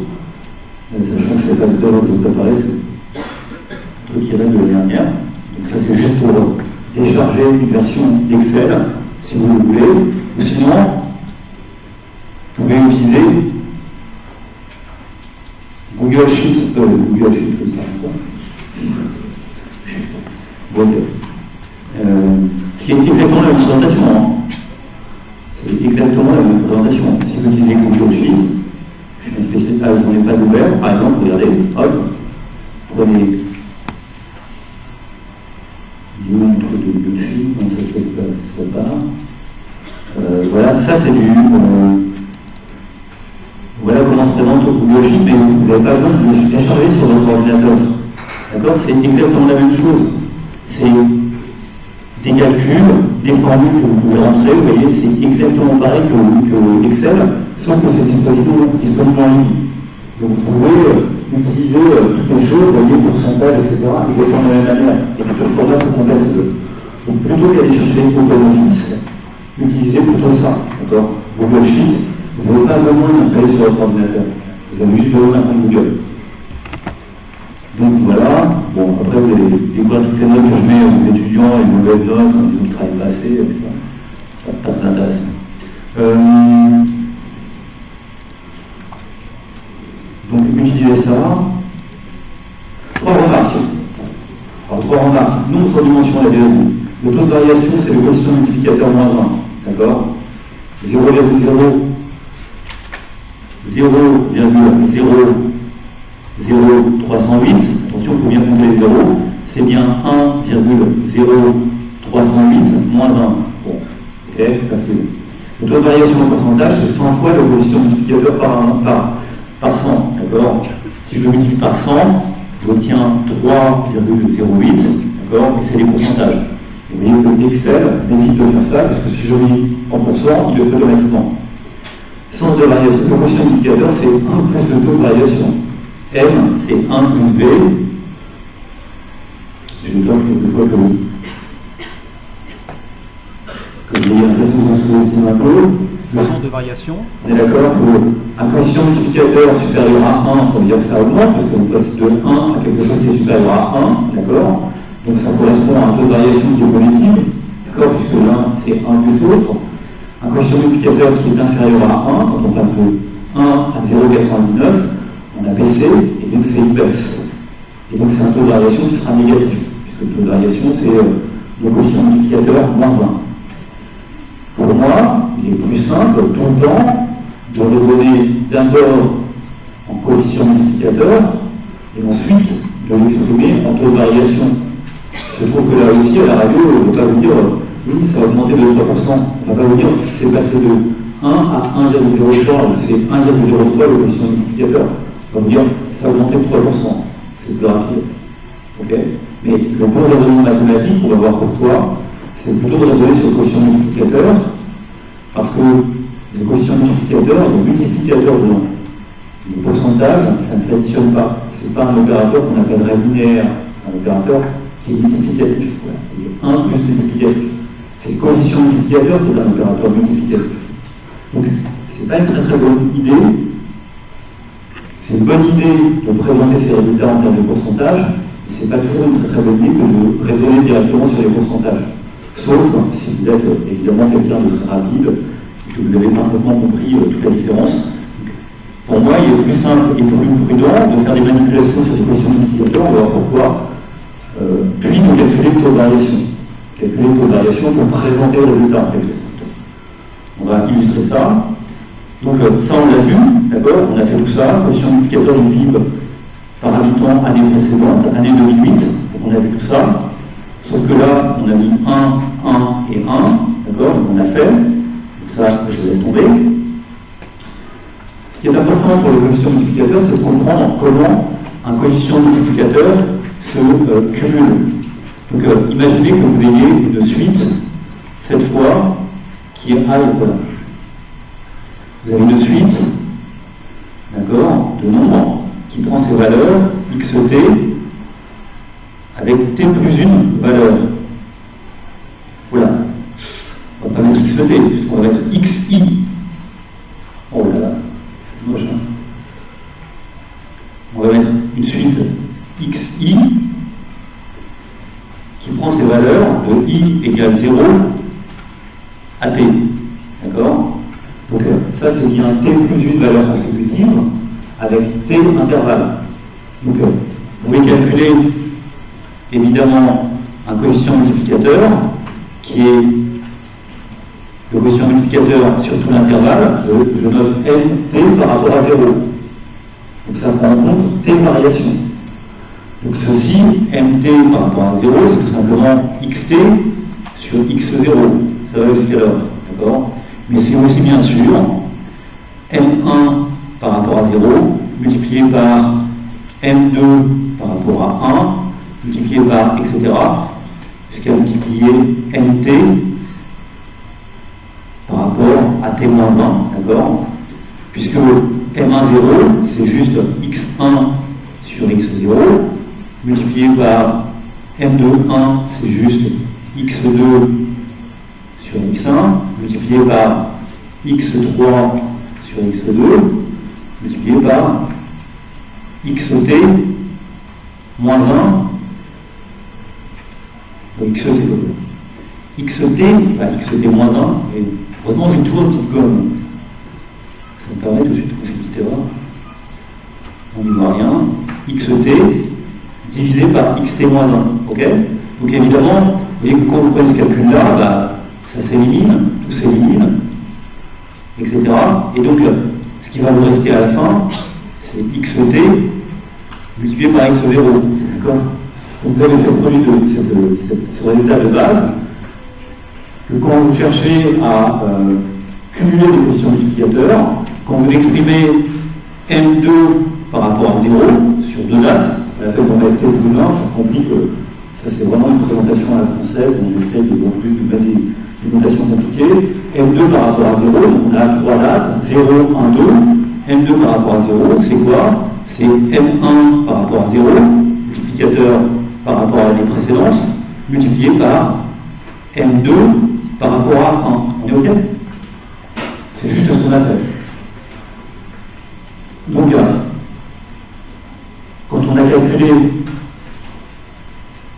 calculé dans le tableau Excel, alors je sais pas, je vais voir ce que je ne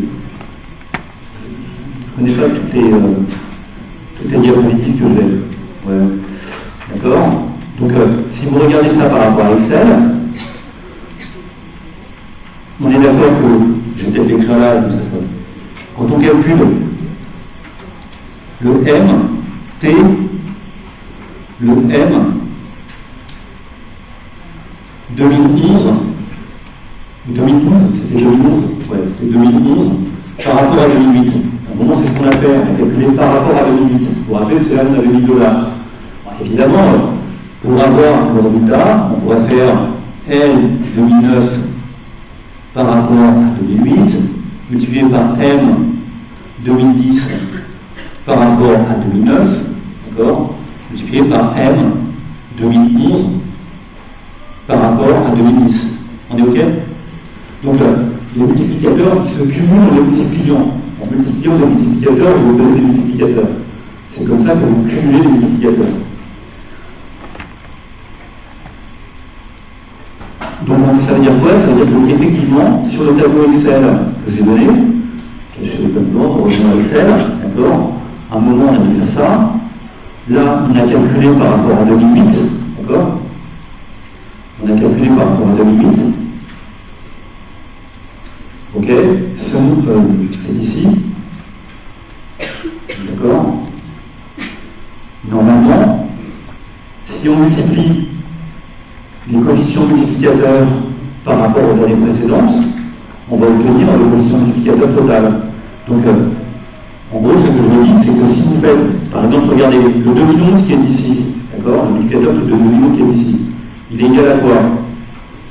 On a pu calculer directement à partir de notre formule Excel, c'est ce que j'ai fait, mais logiquement, si vous prenez le multiplicateur par rapport à l'année précédente et que vous faites la multiplication, vous voyez que vous faites M 2009 par rapport à 2008, c'est ça, vous multipliez par ça, vous multipliez par ça, ce nombre-là devrait être strictement identique à celui qui est là. Ok? Je le fais, c'est juste pour vous montrer. Évidemment, il est strictement identique, puisque c'est un résultat mathématique exact. D'accord?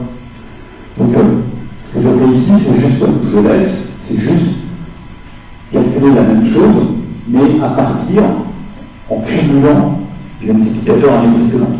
D'accord? Juste pour vous montrer que ce résultat-là et celui-là, c'est le même. Bon, il y a plus de chiffres après la virgule, c'est pour ça que ça a rajouté des chiffres.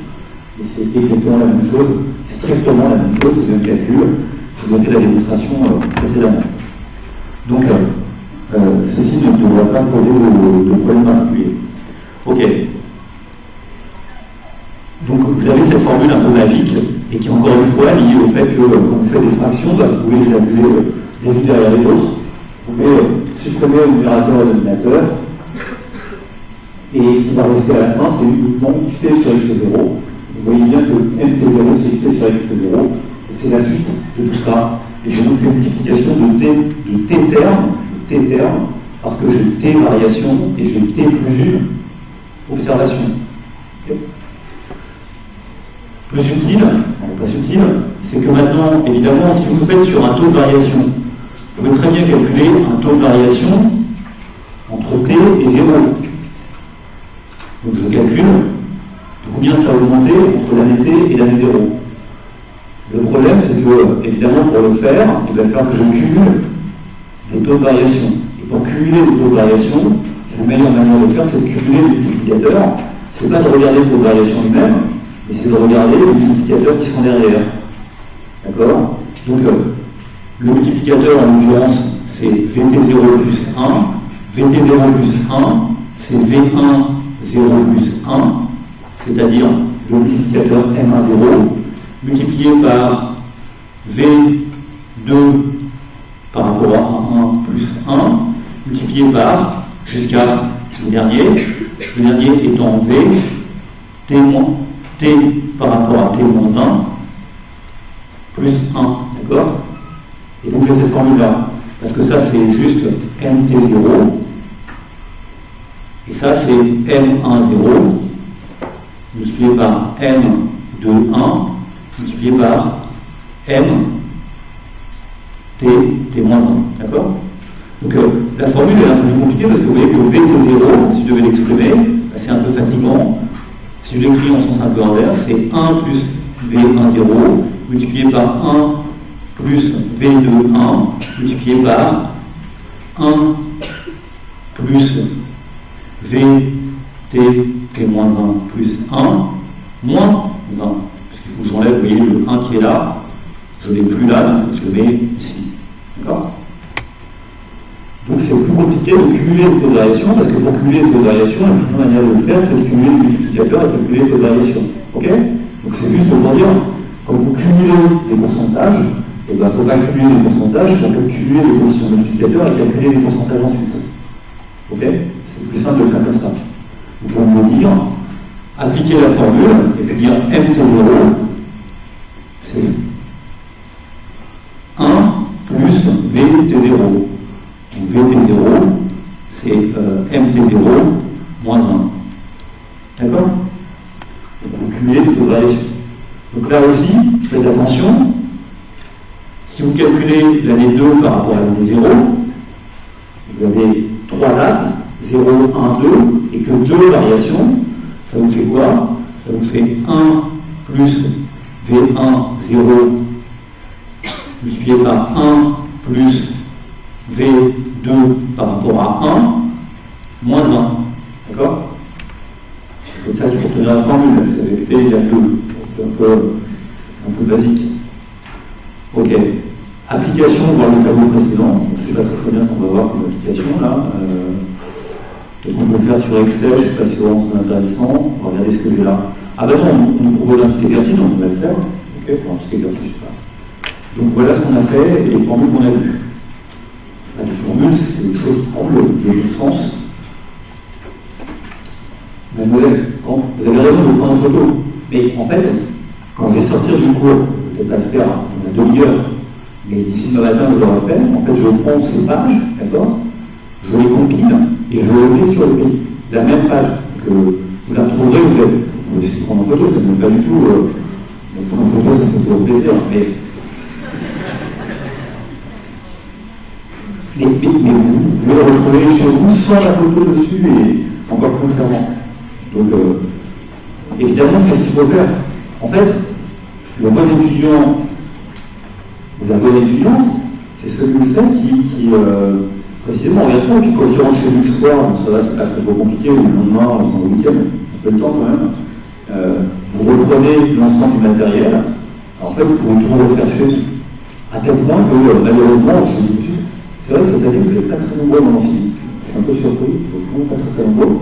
À tel point que, malheureusement, au cours de l'année, surtout après les vacances de la Toussaint, en fait, ça s'étiole, et puis à la fin, je finis avec entre 50 et 60 étudiants, alors quoi. C'est des bonnes années quand je fais un peu de spectacle. Parce que si vous donnez tout aux étudiants, ils ne viennent plus au bout d'un moment. Et moi, je trouve que j'ai un avis là-dessus, c'est que je pense que c'est bien de venir en cours, mais vous pouvez très bien aussi travailler les cours de chez vous. Enfin, c'est pas totalement. Si vous avez 2 heures à passer dans les transports en commun pour venir juste à un cours, en soi, ce cours il est super intéressant, vous pouvez absolument voir le prof. Et sinon, vous pouvez essayer de faire ça chez vous avec ce matériel-là. Et je le dis de manière. Je pense que c'est des réalités. Et c'est une réalité qu'il y a plein de collègues qui ne veulent pas voir. Enfin, et que dans cette université, on ne voit pas. Si vous êtes à Paris 5 en médecine, tous les cours sont sur vidéo. D'accord? Et les étudiants, ils ne passent pas leur temps avec des cours qui sont des fois pas très intéressants. Et aussi, quelquefois, ils passent beaucoup de temps dans les transports en commun pour les travailler chez vous. Et je vous conseille de venir. Moi, je ne suis pas content que vous veniez. Tout ça me nourrit. Ça me permet de justifier mon salaire. Quand tu auras plus d'étudiants, je ne pourrai faire que des vidéos. Vous voyez, je serai plus payé parce que pour faire gagner de l'argent, il faut donner des cours. Donc, et pas faire des vidéos, parce que les vidéos, je les mets sur YouTube.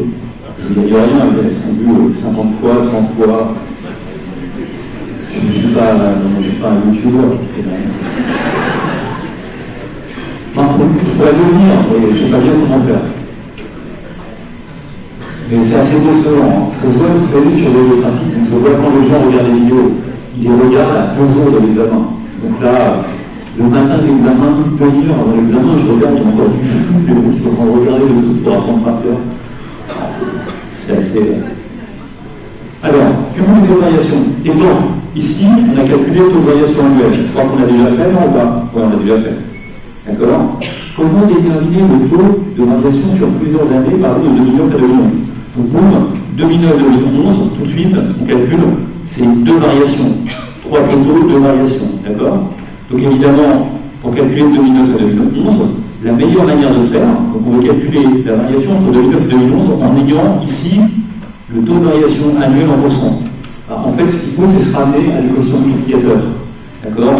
Se rappeler juste, et je l'ai mis ici, des fois j'en ai un peu trop sur les transparents, qu'on veut calculer 2011 par rapport à 2009. Donc 2011 par rapport à 2009, c'est M, là c'est indiqué en dessous, c'est M10,09 multiplié par M11,10. M10,09, ça vaut combien? Vous voyez que entre 2009 et 2010, c'est ici, d'accord, c'est ce chiffre-là. Entre 2009 et 2010, c'est passé de 100 à 105,4. Donc ça a été multiplié par 1,054. D'accord? Si ici, ça a augmenté de 5,4%, ah mince, c'est le PIB par habitant. D'accord? Donc c'est là qu'il faut regarder. D'accord? C'est quoi? C'est là qu'il faut regarder. C'est en bas. C'est par habitant. C'est pas le PIB total. Donc entre 2009 et 2010, d'accord, ça a augmenté de 4,9%. Donc le coefficient multiplicateur, c'est combien? 1,049. D'accord? Ça, c'est M10,09. Et on va le multiplier par M11,10. M11,10, c'est passé ça a augmenté de 2,5%. Donc 2,5%, c'est un coefficient multiplicateur de 1,025. Moi, en général, j'ai toujours la calculatrice collégien dans la poche. Et donc je fais le calcul, et comme là je ne calcule pas de tête, vous calculez, vous trouvez 1,075. 1,075, ça fait combien? 7,5% d'augmentation sur 2 ans. Ok? Voilà comment je cumule. Donc, les taux de variation annuels ne s'additionnent pas, il faut multiplier les multiplicateurs. 7,5%, c'est ce que j'obtiens en multipliant les multiplicateurs. Une erreur ou une approximation que les gens font souvent, c'est d'additionner les pourcentages. Additionner les pourcentages n'est pas faux. Additionner les pourcentages est approximatif. D'accord? Donc c'est quelque chose qui fonctionne si les variations sont faibles. Donc vous voyez, avec 0%, ça marche. Si vous faites 2 années à 0%, bah, ça fait 0% sur 2 ans. Donc 0 plus 0, ça fait 0. Ici, si je fais cette technique-là, vous voyez que si je prends 4,9 et 2,5, 4,9% et 2,5%, ok, ça fait 7,4%, d'accord, c'est pas le bon résultat, mais c'est pas très loin du bon résultat, mais c'est pas le bon résultat. Et si vous faites cette erreur sur un bon nombre d'années avec des variations importantes, on va le voir après, évidemment, le résultat est de moins en moins précis. C'est un développement limité à l'ordre 1, en fait, une approximation. C'est pas complètement stupide d'additionner les pourcentages, c'est même peut-être la première chose à faire, mais il faut en connaître la limite. Évidemment, pour des faibles variations, c'est juste, sur peu de temps, c'est juste, c'est relativement juste. Et plus les variations sont longues, évidemment, plus vous vous trompez. D'accord? Ici, vous voyez que entre 7,5% et 7,4%, la différence n'est pas très importante, simplement parce qu'on l'a fait que sur 2 ans et que les pourcentages sont relativement modérés. Encore que 5% d'augmentation, c'est quand même beaucoup. 4,9, d'accord? Donc ça, c'est ce qu'on appelle un taux de variation cumulé. Ok? Pas de problème. Inimportance du sens de la comparaison. Bon, ça c'est un petit suivi, on va voir. On est d'accord qu'une baisse de 5% n'annule pas une hausse de 5%. Pourquoi? Une hausse de 5%, c'est quoi? C'est quelque chose qui est multiplié par 1,05. Et une baisse de 5%, c'est quelque chose qui est multiplié par 95. D'accord? Si vous avez d'abord une hausse de 5%, Premièrement, vous multipliez la grandeur par 1,05. Ensuite, vous la multipliez par 0,95. La 1,05 multiplié par 0,95, ça fait 0,9975. Donc, une hausse de 5% suivie d'une baisse de 5%, ça fait en fait une baisse de moins 0,25%.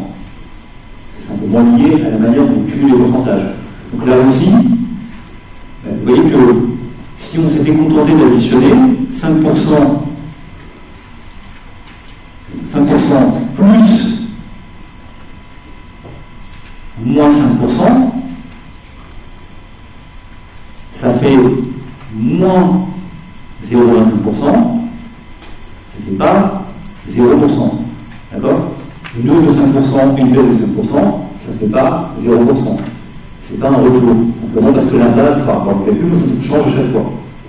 Un truc important à dire quand même, c'est que l'ordre dans lequel on fait le truc, c'est-à-dire la hausse d'abord et la baisse ensuite, ou vice-versa, ça n'a aucune importance. D'accord? On est d'accord que 1,05 par 4,91, d'abord une hausse de 5% suivie d'une baisse de 5%, c'est la même chose qu'une baisse de 5% suivie d'une hausse de 5%. Ok? Je me rappelle ma grand-mère expliquant que par exemple, il était plus intéressant de négocier un rabais sur un prix hors TVA que sur un prix avec TVA. Ça n'a évidemment aucun sens. Que vous baissiez de 10% le prix hors taxe ou de 10% le prix toute taxe, le prix c'est le même à la fin.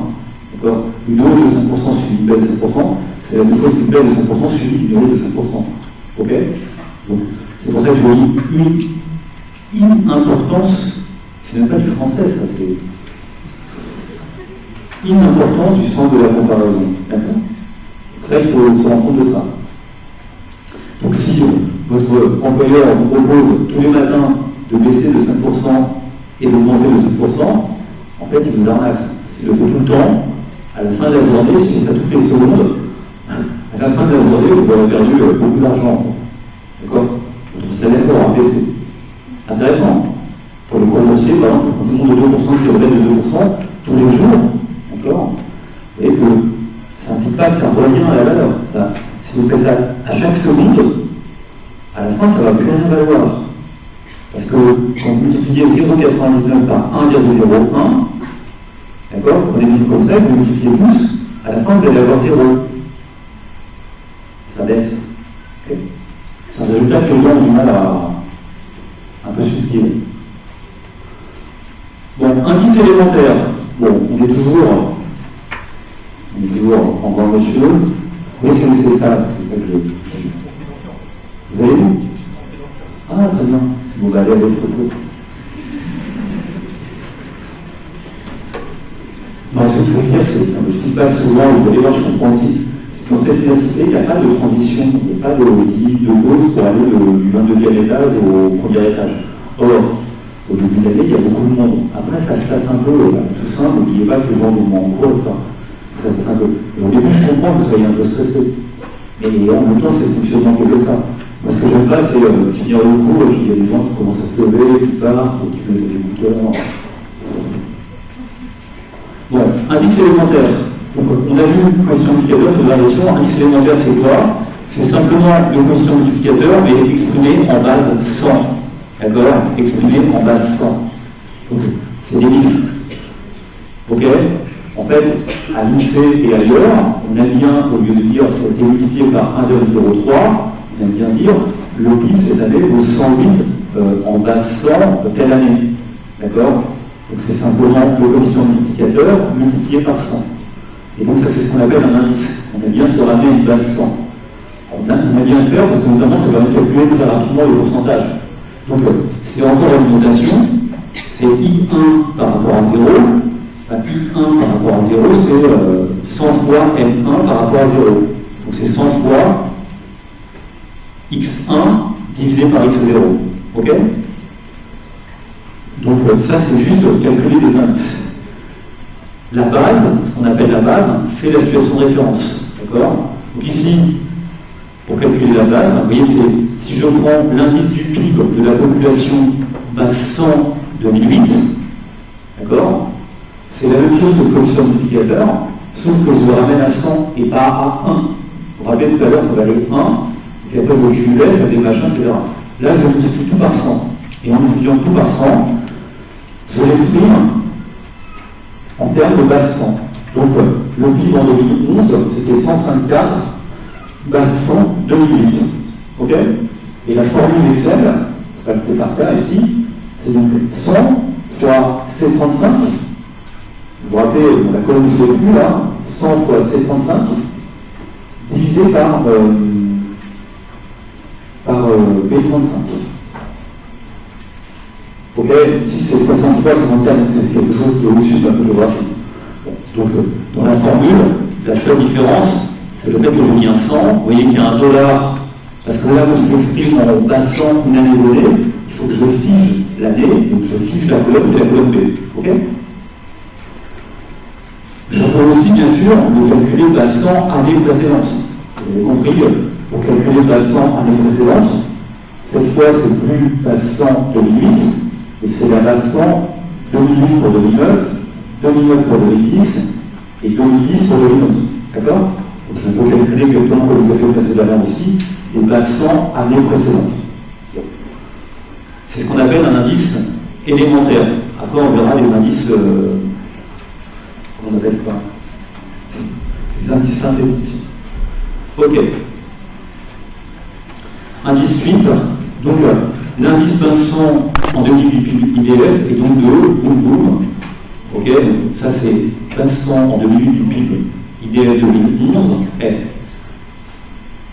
Donc c'est ce qu'on a calculé, c'est 105,4. Je ne sais pas pourquoi on pose cette question, c'est 105,4. Donc évidemment, subtilement, 105,4, d'accord, en fait ce n'est rien d'autre que 105,4 divisé par 100, multiplié par 100, d'accord? Tout se passe comme si, en fait, ce qui était l'année initiale était ramené à 100, d'accord? Donc en fait, quand je calcule un indice, je fais simplement la division du PIB en 2011 divisé par 2008 et je fais de cette manière-là. Ok? 105,4, c'est tout est ramené en passant l'année considérée. Oui? Non, là je l'ai fait en passant en 2008. Non, mais c'est un exemple. C'est juste un exemple. J'aurais pu faire.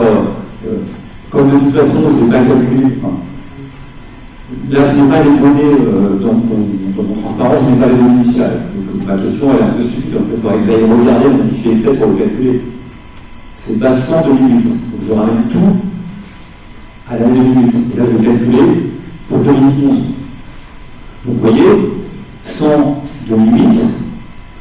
Ah, peut-être que si je fais ça, c'est que là, c'est la colonne, je ne sais plus, la colonne C, D, E, F, d'accord? Donc la formule qu'il faudrait qu'on mette là, c'est quoi? C'est égal à F31 divisé par C31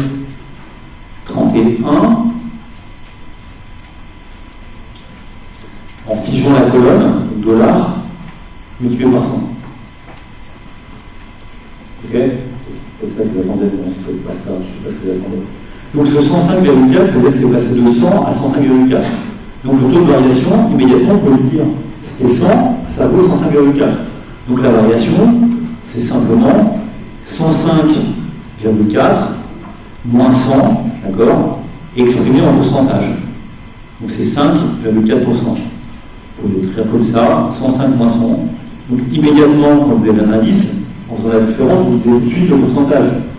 Ça paraît là aussi important à dire. Et c'est bien une variation cumulée sur 3 ans, avec 4 variations. Quand on dit une variation cumulée sur 1 an, c'est une variation. Donc là, c'est bien calculé. Là aussi, c'est un protocole de l'intervalle. C'est bien une variation cumulée sur 3 ans. Sur 3 ans. Bon, donc là aussi, c'est assez basique. Comparaison dans le temps et l'espace, coefficient indicateur de variation et indice élémentaire peuvent aussi s'utiliser pour comparer le PIB dans l'espace, mais en ce cas, plus d'ordre naturel. On a fait des comparaisons dans le temps, ici. Donc, quelle est la différence entre le temps et l'espace? Ça dépend comment on définit l'espace. Et quand on compare des régions ou des choses comme ça, c'est que le temps a un ordre.